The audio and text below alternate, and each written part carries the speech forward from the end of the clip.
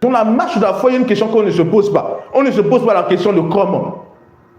C'est l'une des questions qui fait perdre certains la foi ou qui les font douter. Parce qu'ils se disent comment ça va se faire. Il me reste quelques heures. Je suis dans telle situation. Je n'ai pas ça, je n'ai pas ça. Comment cela va se faire? Je me souviens encore du témoignage de cette jeune sœur-là qui disait que quand le prophète déclarait les miracles d'argent, les autres avaient les miracles d'argent et elle n'avait pas. Et elle se demandait, mais pourquoi les autres ont des miracles d'argent, mais moi je n'ai pas? Après, moi elle a compris parce qu'elle disait que quand le prophète déclarait, elle disait, ça c'est quel oncle qui va m'envoyer? Quel est ce tonton qui va m'envoyer ceci? Qui pourra me venir en aide? Parce qu'elle s'est posé la question de comment. Dans la marche de la foi, on ne se pose pas la question de comment. Je dis souvent que le Seigneur a 1 milliard de moyens de faire que la chose arrive. Quelqu'un me suit? J'ai dit quoi? 1 milliard de moyens de faire que la chose arrive. C'est-à-dire que si tu dis Seigneur comment, c'est une mauvaise question dans la marche de la foi. Tu ne peux pas dire à Dieu Seigneur comment tu feras. Non, le Seigneur te dit j'ai tous les moyens. Et parfois certaines personnes affaiblissent leur foi parce qu'ils disent ah si ça ne se fait pas comme ça se fera comme ça. Mais les deux côtés là sont bloqués, donc c'est pas bon. Non, la foi c'est pas comme ça. Les hommes qui marchent dans la foi savent qu'en fait à chaque fois qu'ils se sont mis dans l'attente de la foi, de recevoir quelque chose, la manière que la chose est venue les a toujours surpris. Amen. Quelqu'un me suit ici, c'est la vérité. Les hommes de foi vous diront qu'ils ont toujours été surpris de la manière dans laquelle la chose est arrivée. Quelqu'un me suit ici. Pronostiquer le comment n'est pas toujours une grande réalité avec Dieu. Dans la marche de la foi, le comment ne mérite pas d'être posé.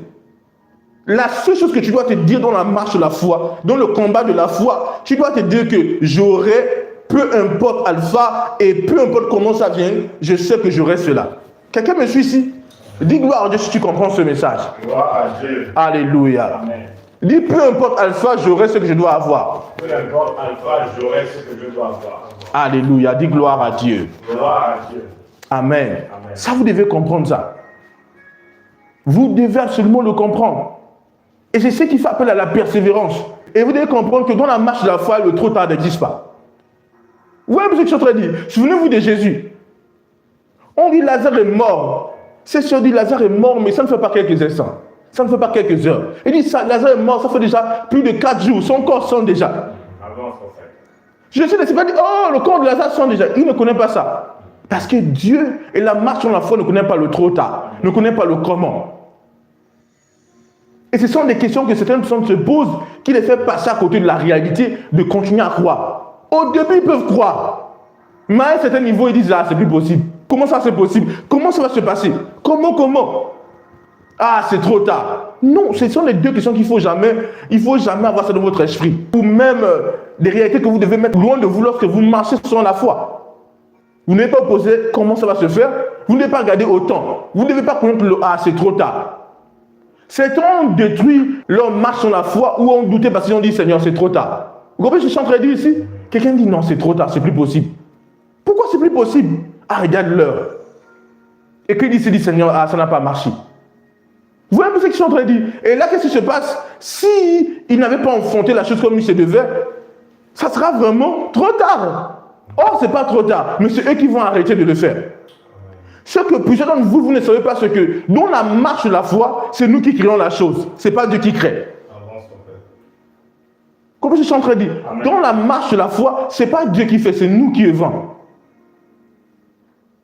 Et ça, c'est une chose que vous devez comprendre. C'est pourquoi, quand on parle de la foi, on parle à côté de la foi, on parle du principe de l'enfantement. Quelqu'un me suit ici? Oui. Ça ne dépend pas de Dieu, ça dépend de nous. Quelqu'un me suit ici? C'est pourquoi si quelqu'un n'a pas patienté jusqu'à un bon bout de temps, il va passer à côté de la grande réalité. Marc chapitre 9, verset 23, qu'est-ce que le Seigneur dit? Si tu peux. Si tu peux, tout est possible à celui qui croit.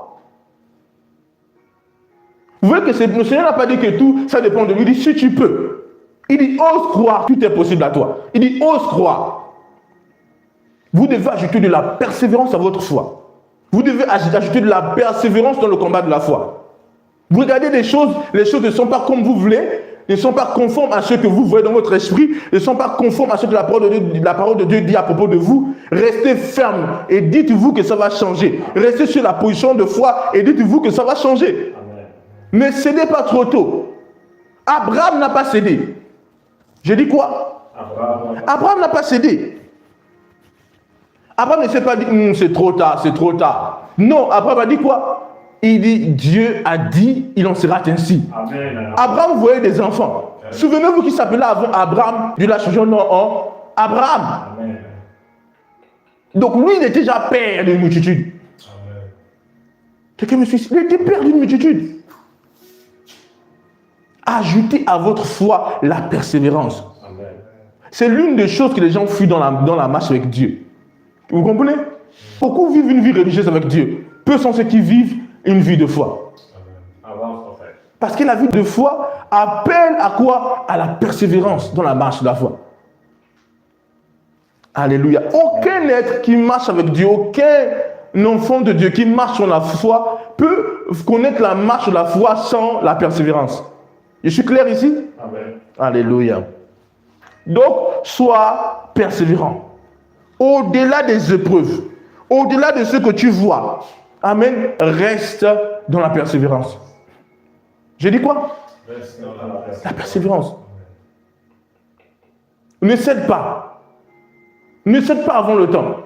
Dis-toi que peu importe Alpha, je resterai ferme jusqu'à ce que je puisse voir. Et c'est ce que vous devez vous dire quand vous marchez dans la foi. Vous devez vous dire que peu importe Alpha, je resterai ferme jusqu'à ce que ça marche. Amen. Parce que si tu ne te le dis pas, tu vas céder. Et si tu cèdes avant le temps, c'est fini.